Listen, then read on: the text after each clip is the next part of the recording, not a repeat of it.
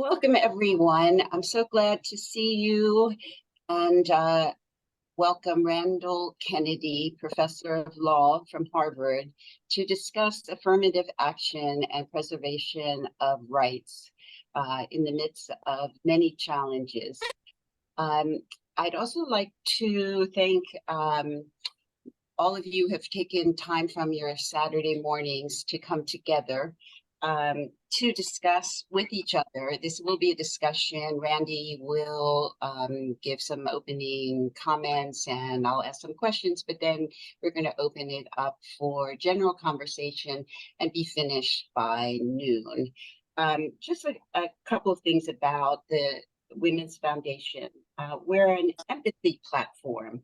We are committed to the SAGE initiative, which is social health, arts, gender equality, and education. So all of our activities are dedicated to empowerment, advocacy, and compassion, qualities that are sadly lacking today.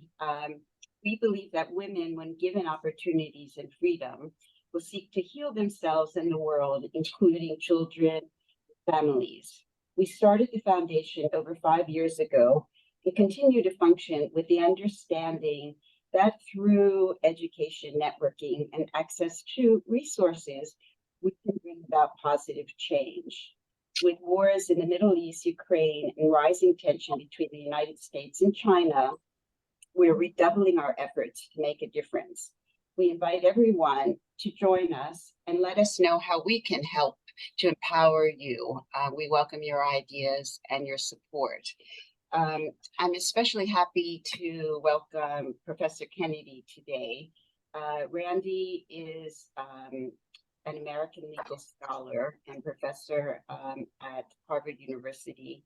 And his research focuses on the intersection of racial conflict in legal institutions in American life.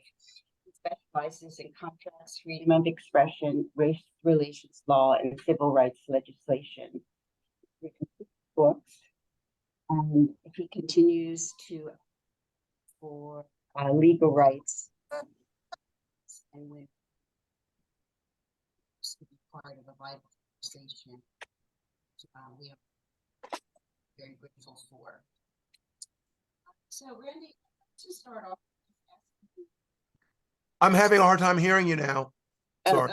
I'm going to you. Tell me a little bit about the article. Me too. Yeah, I can't hear you either, Les. You're cutting out. We might have to have, it might be good to have people go turn off their cameras, which does seem to affect the broadband. Can you hear me now? Now I can. Yes. Randy, just tell us about the article you wrote, what prompted you to write, and some of the tips to get us started. Okay, so I'd like to have as much conversation as possible, so I'll be real quick. Can everybody hear me? Yes. Okay, so the article that Leslie refers to is an article. Can you hear me? Yes. Yes. Okay. The article that Leslie refers to is an article that appeared in the London Review of Books, and it was a piece that I wrote right after the Supreme Court's opinion at the beginning of the summer in the affirmative action case, in which the Supreme Court basically outlawed racial affirmative action in higher education, or at least in many parts of higher education. And the article said two things. And number one, the thing that I object to the most is that the Supreme Court of the United States said that as a matter of constitutional law, racial affirmative action is illegitimate, and therefore, in their view, it's beyond debate. I mean, once something is struck down as a matter of constitutional law, we're now outside of the realm of regular politics.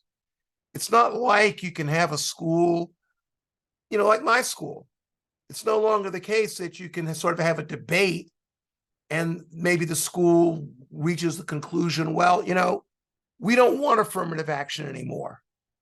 Or we want affirmative action, but we want to do something a little bit different. You can't do that nowadays. Now the Supreme Court has said that racial affirmative action is unconstitutional, And so it's beyond debate. That is my biggest objection.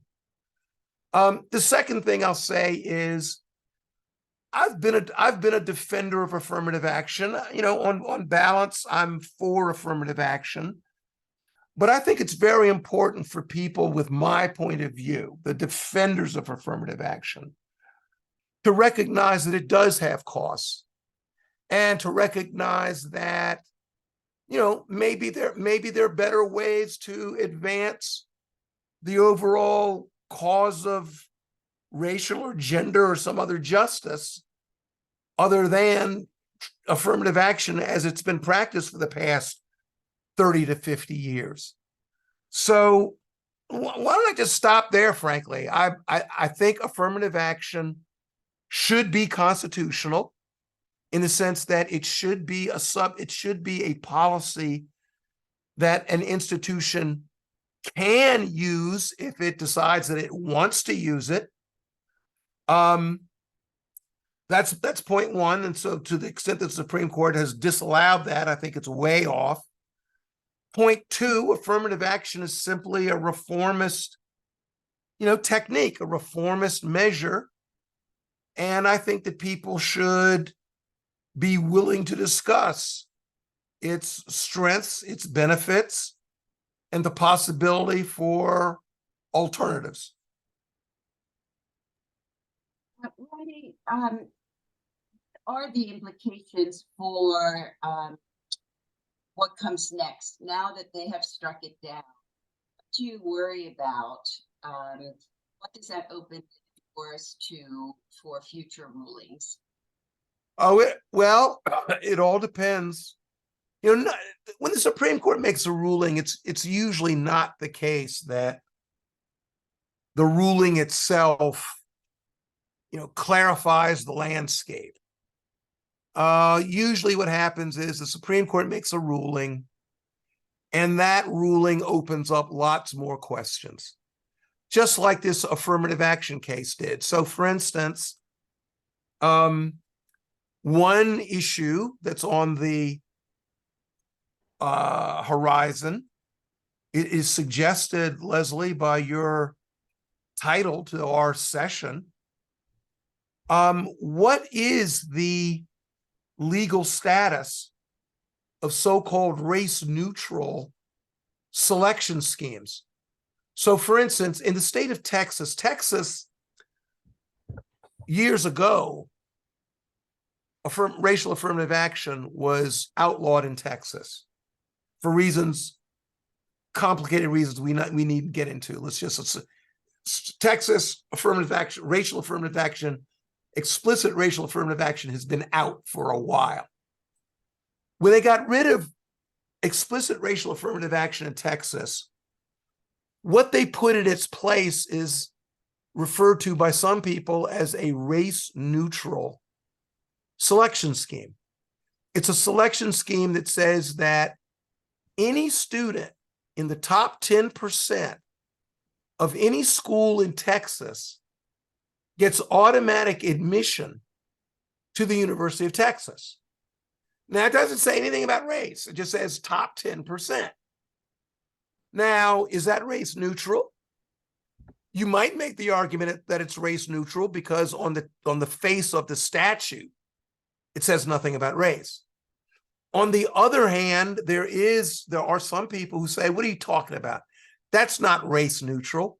The reason why authorities put that in place was because they wanted to figure out some way to keep the numbers up, to increase the numbers of Blacks and Latinos at the University of Texas. So there are going to be some people who are going to say that this so-called race-neutral reform is race-conscious and is therefore invalid. Let me give you one other example. In Northern Virginia, there's a special school, the Thomas Jefferson High School. Some people view it as the best public high school in the United States. It's a special high school. You get in by, for a long time, you got in through test scores and grades. Well, a few years ago, the authorities didn't, sort of got very nervous because they said there are very few Black kids and Latino kids at this school. So what they decided to do was to change the selection scheme. And instead of focusing very heavily on standardized test scores and on grades, they demoted those aspects of the selection scheme and promoted some other aspects of the selection scheme. Now you have a situation where you have substantially more Blacks and Latinos are going to this school, but you have Asian Americans who are suing and are saying that this change, while ostensibly race neutral, was actually race conscious and should therefore be invalidated. The Supreme Court is actually, that's before the Supreme Court now. The Supreme Court's deciding whether to hear that case. So those sorts of issues, and there are others. Let me mention one other that's in the offing. The Supreme Court of the United States, in footnote 4 of its affirmative action case, said, we're striking down racial affirmative action, but we are not striking down racial affirmative action in the service academies. We are explicitly setting to the side racial affirmative action as practiced at West Point, Naval Academy, the Air Force Academy, those places. Now, there are some people who have sued subsequently and will undoubtedly want the Supreme Court to address the issue of the service academies. But these are some of the issues that are now on the horizon.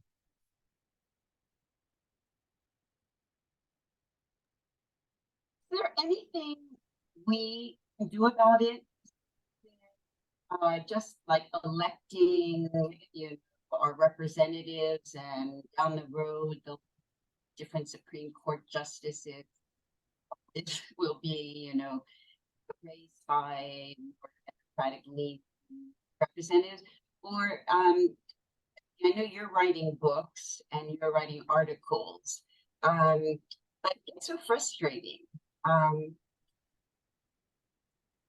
can we do? Elections have consequences.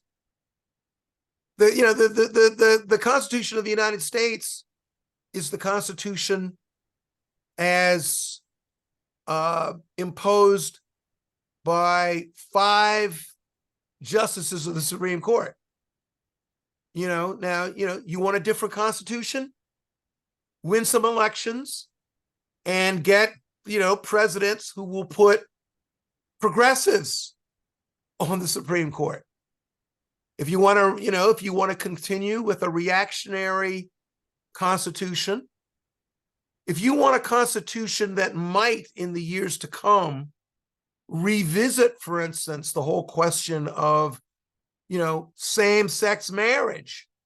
Well, if you want that, then, make sure that Donald Trump is elected president of the United States in 13 months.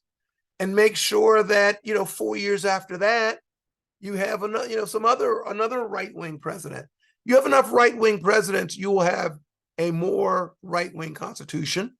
If you have a more progressive, if you put progressive presidents in there, you'll have a more progressive constitution. It really is that's it.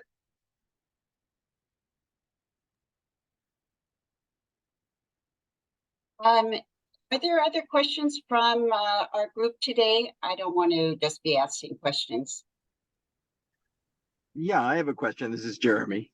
Mm-hmm. You said in your article too that you were talking the whole thing about letting the military academies still have racial affirmative action. Yeah, it just really struck me as dreadful, in the sense that, we want to have equal people going off to war to get killed, was kind of my first reaction. What was your thinking about that, about the military exception that the court carved out. I was really, in a way, unfortunately, the mass of Americans are not going to be attentive at all to, such a thing as the military exception. I would love for people to be attentive to it because it shows, the realities of American constitutional law. I mean, people like me, I'm a lawyer. I write articles, I write books, I, talk about the courts. And, lawyers like to, I don't, sometimes it's purposeful, sometimes it's not, give a very false impression of what the law is. So, my sense is that, you're a lot of people just walking down the street think that the law is some sort of recondite, highly technical thing. Now, there's some subjects in which that's true, but what we're talking about, no. The law is the crystallization of our, our ethics, our politics. And what the Supreme Court did with that military exception was basically to show that, well, we believe what we're saying pretty strongly, but we're not going to throw all of our cards on the table. We're going to hold back a little bit. And they often do that. The Supreme Court is often engaged in compromises. I mean, affirmative action has been a big compromise for the last 50 years. I mean, think about it. Affirmative action has been justified across the United States on a diversity rationale. The justification that the Supreme Court recently nullified, but the justification that had been the basis for racial affirmative action in higher education over the last 50 years was the idea that schooling would be better if you had a diverse, student body. Maybe, but frankly, that's really not why these institutions were devoted to racial affirmative action. That's what they said because they had to say it. That's what the Supreme Court demanded it. And so the administrators at these places said what the courts demanded that they say. In other words, they lied to some extent. It wasn't a total lie, but there was a bunch of double talk that has been part of the affirmative action discussion, and tremendously hurtful to higher education. After all, by the way, I mean, if you were thinking about one institution in American life where you would demand straight talk, right? You would demand candor. Wouldn't you think that schools would be the place for that? But instead, the schools were put to a tough dilemma. Either you talk double talk, either you talk bullshit to some extent, or that's going to be the price for racial affirmative action. And schools have been willing to, talk double talk. And, that has hurt the reputation of higher education. And frankly, it may be a good, life is funny. Sometimes bad things happen, but then good things come from bad things. It may very well be that the Supreme Court's nullification of racial affirmative action will allow higher education to rinse off the blackboard, so to speak, and now, get rid of the double talk and talk more straightforwardly. I have a point going back to the military exception. I worked in my career as a lawyer for a city agency, and we had a very diverse staff of attorneys. And it was believed that the reason that was necessary in order to reflect the population that we were serving. That was also true with the police department, the fire department, and the district attorneys, and pretty much all of the city agencies were reflecting the population of New York City. And that's a different rationale. I was wondering if that is the rationale for the military exception, the idea that the military should reflect the country at large. I think that many people who would be in favor of racial affirmative action in the military academies would embrace that proposition, and they would probably say a little bit more. They would say the reason why we need to sort of have a, looks like America, reflects the population notion going on is for purposes of legitimacy. I mean, if you've got officers telling people, rush that beach, even though people are shooting machine guns at you, you under those circumstances, you want people, you really want people to have faith. You don't want people to be thinking, oh my God, is this person, telling me to do this? Because frankly, this person doesn't care about people like me. And so the question of legitimacy is a big issue, and it has been used. So for instance, in prisons, we need to have a certain number of people, corrections officers who are Black, Latino, what have you, police officers. That's right. That idea of reflects the population has become a real staple in American race talk. You think about Bill Clinton, Bill Clinton wanted a cabinet that looks like America. Mhm. And now people talk all the time about, I want a workforce that looks like America. I want a class that looks like America. I'm gonna tell you, I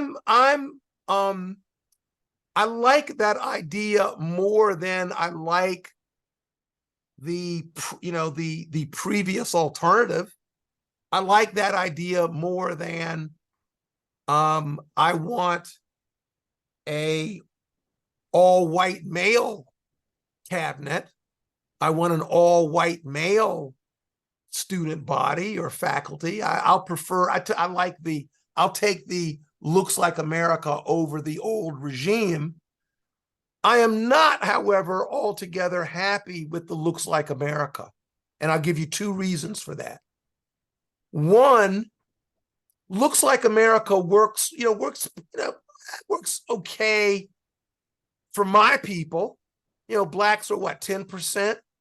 So if we're talking about, 100 seats, looks like America yields, 10% for my folks. Well, okay. Just suppose, however, you are Asian American. Just suppose you're the only Indian American family in the neighborhood, and you're, creating something, and you're left out. And you say, well, damn, I'd like to be included. And somebody says, well, yeah, but I know you're left out, but what we've got looks like America. There's only one of y'all. That, it seems to me, is a real issue. And that issue was, of course, in the backdrop of the lawsuits that brought down racial affirmative action, because the lawsuits that brought down racial affirmative action were brought in the name of Asian American students. Now, a lot of that was just ridiculous. It was bullshit. A right-wing guy, Ed Bloom, was a very smart, it was a very cagey thing for him to do. But he was putting his finger on something that I think people really do have to be more attentive to. And that is, we live in an increasingly multiracial society. When I was growing up, what the hell, black, white, black, white, black, white. Well, now you got all sorts of folks, and including new social formations. There's a second reason why the looks like America thing bothers me, but it might be just I don't know, maybe an eccentric thing on my part. When I say this in class, students really get mad at me. But, you know, what the hell? What are they going to do? They can't send me to Siberia. But I'm going to say something. When I talk about this, I say, you know, looks like America. Sounds, you know, again, I think in certain contexts it sounds good, but let me ask you about this. When the National Basketball Association All-Star game is played, you tune in. Does that team look like America? No, it doesn't. Very often, that's an all-black team. Problem? A few years ago in Boston, there was some controversy because there was a belief. It may very well have been true, but at least there was a belief. The Boston team had 4 black players and 1 white player. And there was a belief that the white player was on the team as something of a sop for the white people who would come to watch the Boston Celtics. Again, this question of representation, I sometimes yes, sometimes I don't know. I'm trying to think of. I would like to have a governing metaphor for what I want for racial justice in America. I don't have that. If I can interject, Please. thinking about some of the things that you were saying, you know, whether or not the Supreme Court decision is going to move society to coming up with alternative solutions, better solutions. I don't think that's going to happen in the near term. And in the near term, I mean decades. And I think that's because, yes, it's going to take time for there to be any change on the court that would require significant political shifts around, you know, gerrymandering to, you know, all kinds of aspects of American politics for there to be that sort of transition on the court. And then people have to just frankly die, right? Like for there to be a seat. You either restructure the court so you have more justices on the court, or a whole bunch of people have to just straight up die. And so that's not going to change. And then in terms of where I see American society going as a whole, I don't think we're moving anywhere in a positive direction. Right. So what's going to happen, you know, with the challenge of affirmative action in colleges, you know, that same guy is now coming for what employers are doing. Right. Yeah. And then you have people suing, like whether or not you can have grant programs or any sort of, you know, minority Black owned business contracting designation. Right. So they're coming for everything. Yeah. And so I don't see anything happening in the short term. And I also think a lot of this is not happening in a bubble. And the broader bubble is, you know, the mindset that, you know, when we look about or analyze or think about what is even racism, that we can't have any kind of analysis that takes into consideration historical context and power. Therefore, you know, putting it bluntly and frankly, you know, many whites in this country think that any sort of policy that tries to correct for structural and systemic racism is somehow racist against them. Yep. Or so, I mean, I know I'm like the pessimist here, but I think I'm more of a realist. And so maybe some positive solutions can come, but it may not happen within the lifetime of any of the people on this call. Unfortunately, I completely agree with your analysis. The only thing I would say, I mean, I agree with, I'd say probably 98%. I'm a holdout for 2%. On the grounds that, you know, things do, you know, things can change. And sometimes changes can happen more quickly than one would think. But, you know. But not when it comes to race. You know, as you're talking, it makes me think of this quote, which, you know, some people may not like the quote, but it's actually one of my favorite quotes. And the quote is, and which I think is at the core and the root of the challenges to affirmative action. And the quote is, a white identity is a trust fund, and its grievance, a white identity is a trust fund, and its currency is grievance that is stolen from others. And so that is at the core of this, right? Like white people somehow being victimized, even though, you know, if we just look at the school context, there's the legacy admission, there's like, let me buy my way into the school, let me plaster my family's name on a building, all of these other ways to maintain advantage. So unfortunately, I don't see anything positive happening anytime soon. You know, if I think about like my own journey, you know, so I grew up in Berkeley, California, and now I live in New York. And I'm one of the many people on this call that went to Wellesley, right? So I went to Wellesley, then after Wellesley, I went to the Kennedy School of Government at Harvard, and then I went to Columbia Law School. And when I was at Harvard, or maybe I can't remember exactly the timing. Yeah, I applied to law school, and I applied to UC Berkeley. And that was after Prop 209. And I got into UC Berkeley after Prop 209, but clearly didn't choose to go there because I went to Columbia.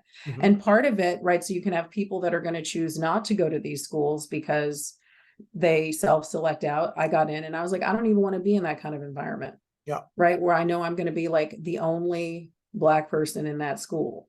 Yeah. Which is effectively, you know, what happened to the guy that was like in the year before.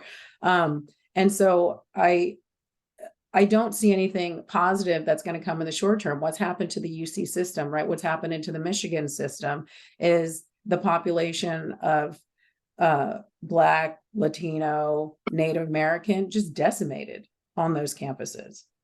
And that's what's going to happen at Harvard. And I'll just add one other thing. I was on a Zoom call that Wellesley had with Paula Johnson, the president of Wellesley, with WAD, which is the Wellesley, you know, African-American descent, you know, group. And she's not hopeful for, you know, the demographics on the campus, like many people, like many college presidents that want to have diversity on their campus. But you were going to say something, so I'll be quiet. Yeah, and you know, it's hard. Unfortunately, it's, you know, much of what you say, or most of what you say, as far as I'm concerned, is true. And the whole thing about grievance, what the hell? That's been true since, that was true before the abolition of slavery. I mean, before the abolition of slavery, John C. Calhoun was basically talking about how white people were the slaves of their slaves. I mean, this is a very deeply ingrained thing. But I want to challenge you on this. I do want to push back in this one. I'm around law students. I'm around, you know, all sorts of law students. And imagine a Black law student coming up to me and saying, tell me straight, what can I expect in terms of a legal career? Are my prospects better than, you know, earlier generations, or you know, what's the story? Should I work my heart out and, you know, put as much effort as I can into my studies with the belief that if I invest in myself, I'm really going to get a really good payout? What do I tell such students? I tell students, listen, the United States is in a perilous position. And it's very possible that in 2024, if this thing goes the wrong way, we ain't gonna have a United States as we've understood it. So I think we're in a lot of peril. On the other hand, the Vice President of the United States is a Black woman lawyer. The Secretary of Defense of the United States is a Black man. The new chairman of the Joint Chiefs of Staff is a Black man. The new president of Harvard University is a Black woman. One could, and one could go on. I bump into people who I've read about, you know, done this, that, and the other. I had no idea they were Black. I meet them, they were Black. I say, hey, you know, slap them 5. I'm happy. Good for you, sis. Good for you, bro. But I mean, yes, I there's think that some reality people will, too, right? there's that reality, but at the same time, I want to move away from the sort of the lonely only, the what I call like the Jackie Robinson syndrome, right? The one person who makes it through, which is some form of tokenization, right? So you can have a Kamala Harris, you can have Wellesley's president, now BU, now Smith, now Harvard. You know, it seems like it's the year of the Black female president in the Boston area.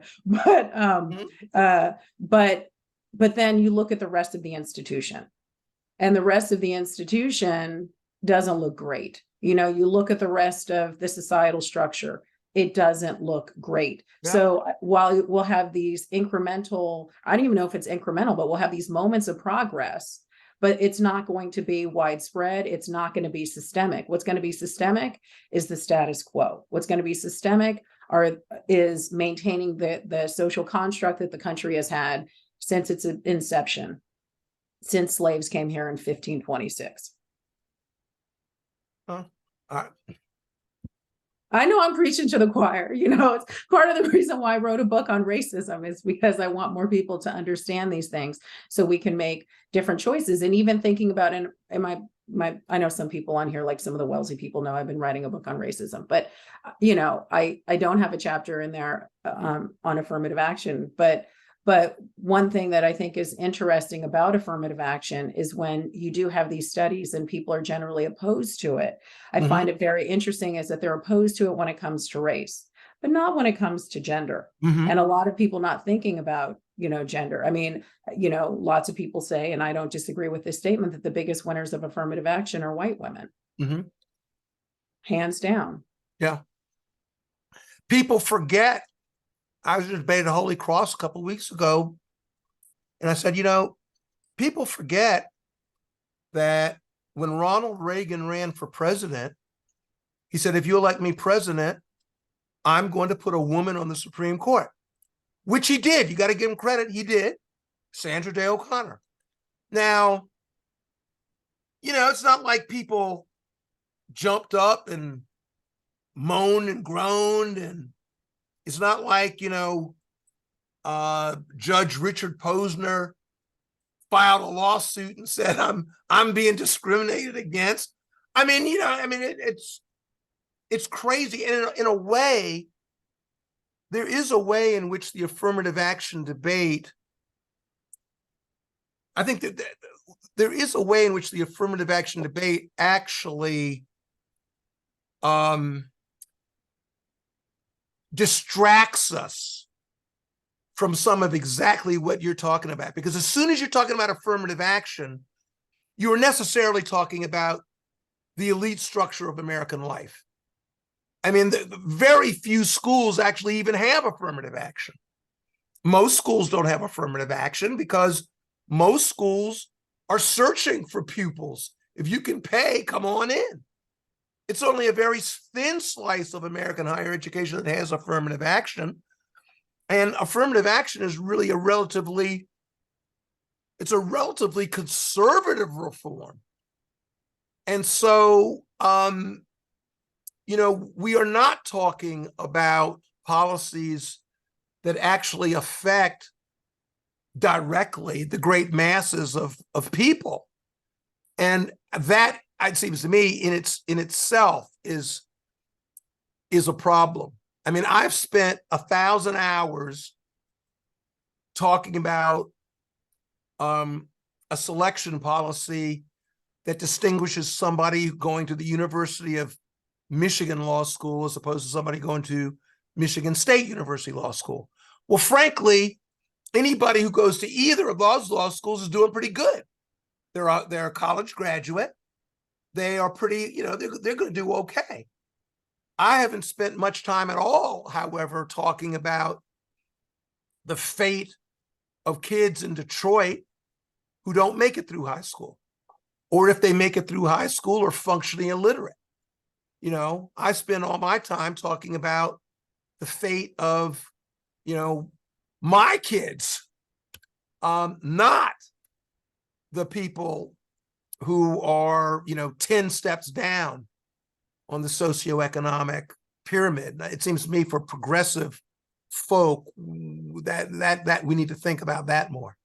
Well, yeah, I mean, I also, because the reality is when we are talking about college and universities, people tend to forget that like only a third of Americans even go to college and get a degree. Absolutely. And I saw that Jeremy put a question in the chat. Oh, he just hopped off about, the impact of schools not wanting to use SAT scores. And I was just going to, comment on that, which is, it speaks to your point before, which is when schools do want to get rid of these scores, then they get sued, right? Or you have pushback, like New York City wanted to eliminate so that, schools like Brooklyn Tech, Bronx Science, Stuyvesant weren't going to be using exams. And then you have a lot of parents upset about that, and it's also interesting that there's like research out there that talks about, like when, in terms of when, the majority population, which is currently the white population, when they support or don't support affirmative action, if they think they're going to go up against a Black or brown person, then they're not in favor of some aspects of, affirmative action. But when they think they're going to go up against Asian people, then all of a sudden their position on affirmative action changes because they think they're not going to do well when you think about scores and the like. But I don't want to hog the whole conversation. I think like Ray and Carl might have had a comment at some point.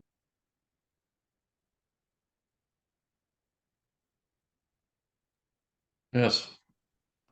Dr. Kennedy. Yeah. Pleasure to be with you. I had the great good fortune of teaching one of your friends, Phyllis Alexander. You sent along one of your books, and we really appreciate that. I've worked in adult literacy for about since 1985, and I really appreciate your comment about so much of the focus on affirmative action in higher education is missing one of the real severe injustices of this society, which is not caring about people who are not ever going to make it through high school. Not that they don't have the talent, but they don't have the opportunity. Yeah. I worked in Mississippi for 3 years for the last Democratic governor, Ray Mavis, there. And I saw exactly what happens when you deny people educational opportunity. But I'm hopeful that maybe what we can do is think about some of the positive things you've noted and turn that into a focus on helping those who don't have a chance of going to college, but still have a chance of having a good life in this country if they have opportunities in education that might be looked down upon as something more technical in nature. And Ray and I have been involved in those kind of efforts here in North Carolina and across the country. So I think, I really appreciate what you've had to say and in your books and your contributions to our thinking about this. And I really appreciate the hopeful things that you've mentioned. I also was a basic training officer in the U.S. military and the Army during Vietnam. So I saw a lot of the interracial, and then in the 70s, also more women coming into the military. So I think the comment about the exception in terms of military academies is right on target for leaders of those young men and women. Mm-hmm. I have a colleague, Michael Sandell, who for the past couple of years has really been putting pressure on his sort of fellow progressive folk. And his big thing has been, college, his basic thing is college is fine. Colleges pay his mortgage. I mean, he's a college teacher. So college is fine. We need to support the colleges. But as someone said earlier, there are a lot of people who don't go to college. And it should not be the case that your ticket to a decent life in America is going to college. Just suppose you don't want, not everybody, just suppose you don't want to go to college. And in fact, one of the things I think that is going on in the backdrop of these tremendous controversies about affirmative action, college, the special schools, I think that one thing is going on is sort of an unconscious perception that given the inequities of the American socioeconomic pyramid, the reason why people are so adamant about wanting to go to the fancy places is because they feel that this is the only way that they can escape the terrors that confront, non-affluent people in America. And so, that's right. Parents want to do good by their kids. They want their kids to live a good life. So they tell their kids, read 48 hours a day so that you can score well on this standardized test, so that you can go to this fancy school, so that you can have a decent life. Question: why should having a decent life in America depend on your getting, 400 on some SAT or something? Shouldn't we be thinking about creating the mechanisms for people having a decent life? This one wants to go to, if this one wants to get a PhD, that's why they get satisfaction. Fine. If this person wants to be a stonemason, fine. If this one wants to be is a great car mechanic, fine. We should make it possible for people of different, educational attainments to live a decent life. But of course, that's not, that's really not the way it is. And I think that that's part of that's why these conflicts are so fierce, because I think people are really scared.